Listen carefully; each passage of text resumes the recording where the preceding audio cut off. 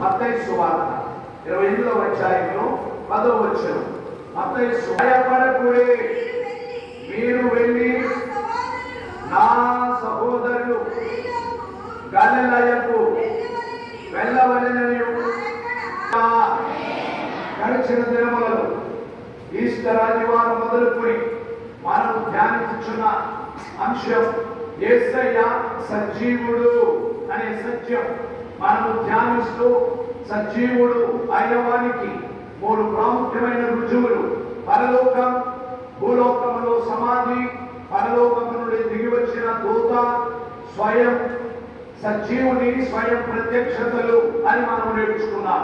గడిచిన వారం నుండి సజీవుని నుండి వెలువడిన మొదటి మాటలు లేక సజీవుని పలుకులు మనము ధ్యానిస్తూ గడిచిన వారంలో మొదటి పలుకుగా లేక మొదటి దీవెనకరమైన పదముగా ఆయన నోట నుండి వెలువడిన మాట శుభము అనే మాట.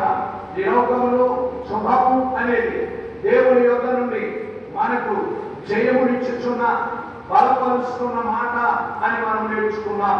అలాగే పరిశుద్ధ గ్రంథములు శుభమునకు ఉన్న ప్రాధాన్యత, దేవుని సజీవుడైన వారిని ఆరాధించు వారిగా మనము కూడా ఆ పలుకు ఇతరులకు వినిపింపజేసి వారిని బలపరచగలము అని మనము ధ్యానించుకొని సాగి ఉన్నాం. ఈ దినమున ప్రభువు నోట నుండి వెలువడుచున్న రెండవ పలుకు, సజీవుని నోట నుండి వినబడుచున్న రెండవ పలుకు మనకు వాక్యంలో చక్కగా కనబడుతుంది. 10వ వచనంలో సజీవుడైన యేసు పలుకుచున్న మాట భయపడకుడి అనే మాట. భయపడకుడి అనే మాట.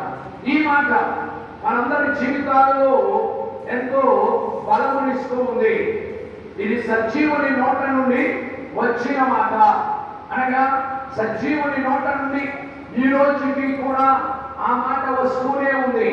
సజీవుని నోట నుండి వచ్చిన ప్రతి మాట సముగానే ఉన్నది. ఇప్పుడు ఎక్కడో అన్నారు, అక్కడితో అది ఆగిపోయింది అన్నది కాదు, కానీ ఆయన యొక్క మాట నేడు కూడా సజీవముగానే ఉన్నది.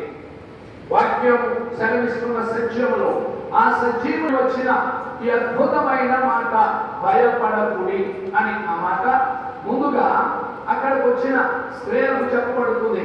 వారిలో ఏదో భయం ఉంది, వారిలో ఏదో భయము వారిని ఆవరించి ఉంది. ఆ భయం ఉన్నటువంటి పరిస్థితిలో ఆయన వారిని ప్రత్యేకముగా ఈ మాట చెప్పి బలపరుస్తున్నాడు.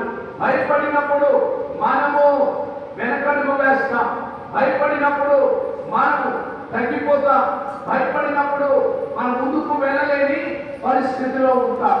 అందుకని దేవుడు నీ వెనకడుగు వేయడము కాదు, ముందుకు వెళ్ళే పరిస్థితిలో నీవు ఉండాలి అని బలపరచడానికే దేవుడు ఈ అద్భుతమైన మాటను మనకు వినిపిస్తున్నాడు. అప్పుడు వారికి వినిపించిన మాట నేడు సజీవుడైన వారిని ఆరాధించుచున్న మనందరికీ, మన కుటుంబాలకు ఇదే మాటను దేవుడు మనకు వినిపింపజేస్తూ ఉన్నాడు. భయపడకుడి అనే మాటలో ఇంకా దానికి లోతైన అర్థము, దానిని తెలియపరిచిన విధానం కూడా మనల్ని బలపరుస్తుంది. ఎందుకనగా ప్రతిరోజు దేవుని సహాయం మనకు కావాలి. అనేకమైన విషయాలు ఈ లోకంలో మనం భయపెడుతూ ఉంటాయి. ఈ భయాందోళన మనల్ని వెంబడిస్తూ ఉంటుంది. ఈ భయాందోళన నుండి విడుదల పొందుకొని జయముతో ముందుకు వెళ్ళడానికే దేవుడు ఈ మాటలు మనకు నేర్పిస్తూ ఉన్నారు. పరిశుద్ధ గ్రంథంలో భక్తుడైన అబ్రహాముతో చెప్పిన మాట ఆదికాండము 17వ అధ్యాయం 1వ వచనం. ఇది జరిగిన తరువాత ఆదికాండము 15వ అధ్యాయం 1వ వచనంలోని మాట కుమార్తె చదువుతుంది. ఇది జరిగిన తరువాత అనే మాట దేవుడు ఎవరికి చెప్పాడు? అబ్రహాముతో చెప్పాడట. దేవుడికి స్తోత్రం. అంటే అబ్రహాం గారికి కూడా ఏదో భయం ఉందన్నమాట. ఈరోజు అబ్రహాము నుండి మనం ఎన్నో సత్యాలు నేర్చుకొని అబ్రహామును చూచి బలపరచబడుచు ఆయన జీవన ప్రయాణంలోని విషయములను నేర్చుకోవడం దగ్గర దానికి ముందు అధ్యాయంలో జరిగిన విషయం, లోతుకున్నటువంటి ఆస్తిని, ప్రజలను ఆ చుట్టుపక్కల ఉన్నటువంటి అన్య రాజులు ఎత్తుకొని పోయారు. ఆ సమయంలో అబ్రహామునకు తెలిసి తన ఇంట పుట్టిన 318 మంది యుద్ధ వీరులను లేక తనతో పనిచేసే వారిని, సైన్యముగా పనిచేసేవారు అన్నట్లుగా వారిని తీసుకొని వెళ్ళి ఏవైతే తన తమ్ముడైన లోతు కోల్పోయారో వాటన్నిటినీ మరలా తీసుకొని వచ్చి తన యొక్క తమ్ముడైన లోతుతో అప్పగించారు. దేవునికి స్తోత్రం. ఆత్మీయమైన విషయం, ఎవరైనా మీరు ఏదైనా కోల్పోతే మీకు మరలా దాన్ని అప్పగించినప్పుడు మీరెంతో సంతోషిస్తారు. అలాగే అబ్రహాము తన తమ్ముడైన లోతునకు ఆర్థమైన సహాయం చేశాడు. ఆ తర్వాత ఇంటికి తిరిగి వచ్చేసాడు. వచ్చిన తర్వాత అబ్రహాము ఒక భయం ఉందట, నేనేదో సాధించేశాను అనుకుంటున్నాను కానీ మరలా ఈ రాజు వెళ్ళి ఇంకా పక్కన రాజుని పోగు చేసి నా మీదకు ప్రతీకారం తీర్చుకోవడానికి వస్తారేమో అనే భయం ఎవరికి వచ్చింది? అబ్రహాము మరి పోయింది ఏం చేశాను అనుకున్నాడు కానీ లోపల కొంత భయం అతనికి చోటు చేసుకుని ఉంది.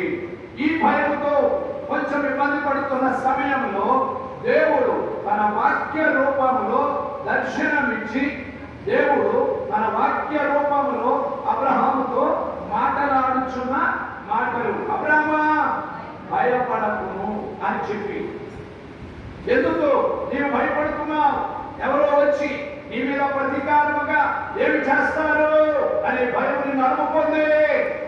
దాని నుండి నిన్ను విడిపించడానికి ఆయన అంటున్నాడు, నేను నీకు కేడెము అనే మాట. ఇక్కడ మొట్టమొదటిగా కేడెము అనే పదము కూడా వాడబడింది. హి ఈస్ ద షీల్డ్, ఆయనే కేడెమై ఉన్నాడు. I am the shield for you, నేను నీకు కేడెమై ఉన్నాను. కేడెము అనగా సంరక్షించువాడు. ఒకవేళ 4 ప్రక్కల నుండి నీ మీదకు ఏవేవి దూసుకొని వస్తున్నా, ఏవేవి ప్రయోగించబడినా అది నీకు తగలకుండగా నేను నీకు కేడెమునై ఉన్నాను అని దేవుడు భయపడకుము అని చెప్పిన తరువాత ఆయన ఏమై ఉన్నాడు? అబ్రహామునకు ఏ భయము అలుముకొని ఉన్నదో ఆ భయము నుండి అతనికి విడుదల కలుగజేస్తూ ఉన్నాడు. మరియు అబ్రహాములో మరొక భయం ఉంది.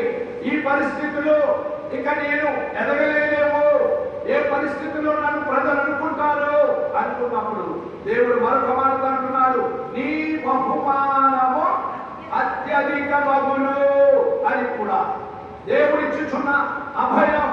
దేవుడు భయపడకము అని చెప్పినప్పుడు ఆయన కేడము మనకు తోడుగా ఉన్నది. మరియు ఆయన యొక్క సహాయముతో మనం ఇంకను అధికమయ్యే కృపలో ఉంటాం, ఎదిగే కృపలో ఉంటాం. దేవుడు మమ్మలను ఎదిగిస్తున్నాడండి అన్నవారు దేవుడికి స్తోత్రం చెప్పండి. హల్లెలూయా, హల్లెలూయా, హల్లెలూయా. దేవుడు మనల్ని ఎదిగిస్తూనే ఉన్నాడు, ఇంకా అత్యధికముగా ఆయన చేస్తూనే ఉన్నాడు. గుర్తించిన వారముగా దేవునికి మరింత కృతజ్ఞులమై ఉన్నాం. ఒకప్పుడు నేను ఈ విషయంలో భయపడిపోయాను. దేవుడు నాకు తోడుగా ఉంది.